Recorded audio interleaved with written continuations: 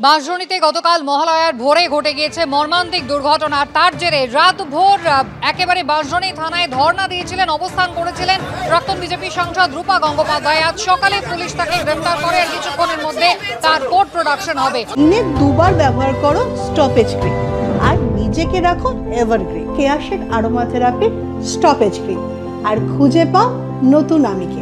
আদালতে তাকে পেশ করা হবে, তার আগে হবে মেডিকেল টেস্ট। রূপা গঙ্গোপাধ্যায়কে আজ সকালবেলায় পুলিশি কাজে বাধা দেওয়ার অভিযোগে গ্রেফতার করে পুলিশ। রাত ভোর তিনি বাঁশদ্রোণী থানায় বসেছিলেন, ধর্ণা দিয়েছিলেন, অবস্থান করেছিলেন। আজ সকালে গ্রেফতার হন তিনি, আর কিছুক্ষণের মধ্যে তাকে আদালতে পেশ করা হবে, তার আগে তার মেডিকেল টেস্ট করবে পুলিশ। ব্রতদীপ ভট্টাচার্য আমাদের প্রতিনিধি রয়েছেন আমাদের সঙ্গে। ব্রতদীপ, কি খবর রয়েছে? দেখুন, রূপা গঙ্গোপাধ্যায়কে সকালেই আমরা দেখেছিলাম বাঁশদ্রোণী থানা থেকে তাকে টেনে পুলিশের জিপে তোলা হয় এবং তাকে বলা হয়েছিল তাকে গ্রেপ্তার করা হয়েছে। এই মুহূর্তে দেখতে পাচ্ছ রূপা গঙ্গোপাধ্যায়কে এসএসকেএম হাসপাতালে মেডিকেল পরীক্ষা করানো হলো কিছুক্ষণ আগে, এবং মেডিকেল পরীক্ষা করানোর পর এই মুহূর্তে কিন্তু পুলিশের সেই জিপ আবার তাকে নিয়ে বেরিয়েছে এবং সম্ভবত তাকে আদালতে নিয়ে যাওয়া হচ্ছে। এবং যেটা বলা হয়েছিল বাঁশদ্রোণী থানার তরফ থেকে যে রূপা গঙ্গোপাধ্যায় পুলিশের কাজে বাধা দেওয়ার জন্য তাকে গ্রেপ্তার করা হচ্ছে। গতকাল রাত 8টা নাগাদ রূপা গঙ্গোপাধ্যায় তিনি বাঁশদ্রোণী থানায় গিয়েছিলেন এবং তার যেটা বক্তব্য ছিল যে গতকাল বাঁশদ্রোণীতে যে মর্মান্তিক ঘটনা ঘটেছিল, এক কিশোরের মৃত্যুর ঘটনা পেলোডারের ধাক্কায়, এবং তারপর দেখা যায় যে এলাকার বাসিন্দা যারা তারা প্রতিবাদে নেমেছিলেন, প্রতিবাদে সরব হয়েছিলেন। দিনভর পুলিশের সঙ্গে তাদের টানাপোড়েন, খণ্ডযুদ্ধ চলে, তাদের বিক্ষোভ আন্দোলন চলে।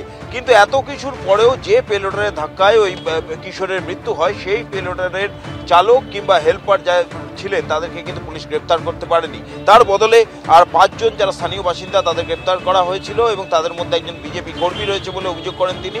এবং তার প্রতিবাদেই বাঁশদ্রোণী থানায় গিয়ে অবস্থান করেছিলেন রূপা গঙ্গোপাধ্যায়। আজ সকাল পর্যন্ত সেখানে অবস্থানে ছিলেন। ঠিক 10টা নাগাদ রূপা গঙ্গোপাধ্যায়কে সেই বাঁশদ্রোণী থানা থেকে গ্রেপ্তার করা হয়, তাকে পুলিশের জিপে তুলে নিয়ে লালবাজারে নিয়ে আসা হয়, এবং কিছুক্ষণ আগে লালবাজার থেকে তাকে এসএসকেএম হাসপাতালে নিয়ে যাওয়া হয়েছিল। এবং এখন দেখতেই পাচ্ছ যে বেলভেডিয়ার রোডের দিকে সেই রূপা গঙ্গোপাধ্যায়কে নিয়ে পুলিশের সেই জিপ যাচ্ছে, এবং সম্ভবত তাকে আদালতে পেশ করা হবে। এবং আদালতে পেশ করার পর পুলিশ তার বিরুদ্ধে কি কি ধারায় মামলা রুজু করেছে সেই সব বিষয়গুলি স্পষ্ট হবে।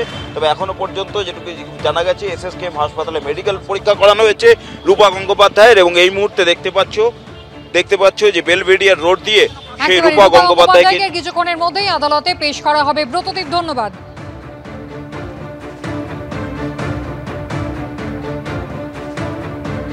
গ্রাউন্ডে আপনাকে অ্যারেস্ট করা হলো, কিছু জানিয়েছে পুলিশ?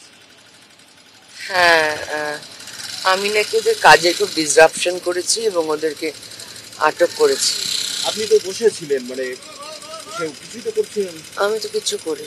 হ্যাঁ, এখন কি করবেন আপনারা? অ্যারেস্ট করে ভুল করলো পুলিশ, উচিত কাজ করে।